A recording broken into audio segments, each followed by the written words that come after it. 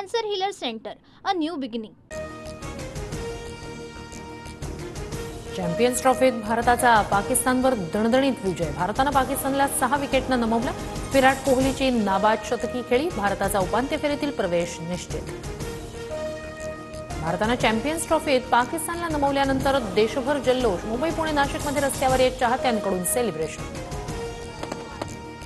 आंतरराष्ट्रीय एकदिवसीय क्रिकेटमध्ये विराट कोहलीच्या 14,000 धावा पूर्ण। 287 डावांमध्ये विराट कोहलीच्या 14,000 धावा। सचिन तेंडुलकर, कुमार संगकारा यांच्यानंतर 14,000 धावा पूर्ण करणारा विराट तिसरा खेळाडू। मुंबईत लग्न सोहळ्यात राज ठाकरे आणि उद्धव ठाकरे एकत्र। शासकीय अधिकारी महेंद्र कल्याणकर यांच्या मुलाच्या लग्नात राज ठाकरे आणि उद्धव ठाकरे एकत्र। भिवंडीतील सभेत बोलताना मंत्री नितेश राणे यांची जीभ घसरली। सर्वधर्म समूहावर बोलताना नितेश राणे यांची जीभ घसरली। ठाकरेंच्या शिवसेनेत 2 मर्सिडीज दिल्या की एक पद मिळायचं। नीलम गोऱ्हे यांचा गंभीर आरोप।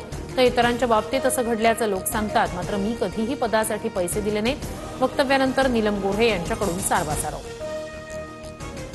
गैरगुजऱ्या लोकांकडे मी लक्ष देत नाही। लाडक्या बहिणींना पैसे का मिळाले नाहीत हे मर्सिडीजचे आरोप करणाऱ्यांनी सांगावं।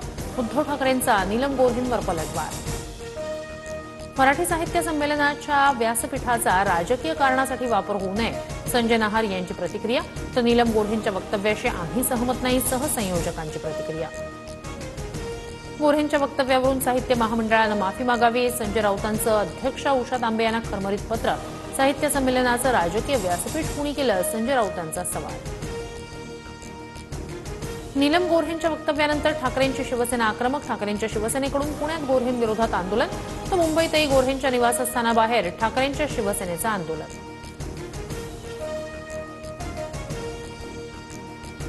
दिल्लीत साहित्य संमेलनाच्या समारोपाला राज्याचे दोन्ही उपमुख्यमंत्री एकत्र। आमच्यात कोणतीही नाराजी नाही, अजित पवारांची टोलेबाजी।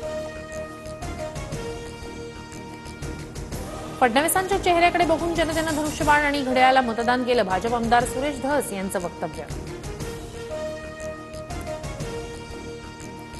बीड हत्या प्रकरणात धाराशिव कनेक्शन, आरोपीनं पळून जाण्यास धाराशिव जिल्ह्यातील वाशीच्या पोलीस अधिकाऱ्यांनी मदत केली। भाजप आमदार सुरेश धस यांचा दावा।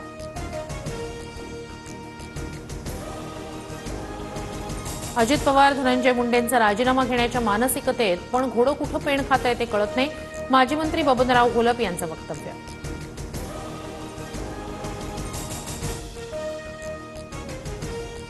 छावा सिनेमाच्या दिग्दर्शकाच्या विरोधात शिर्के घराणं आक्रमक। उद्या सकाळी 10 वाजता पानशेत धरण परिसरातील शिरकोली गावात शिर्के कुटुंबीय एकत्र येणार। छावाच्या दिग्दर्शकाविरोधात न्यायालयात जाण्याचा इशारा। Cancer Healer Center, a new beginning.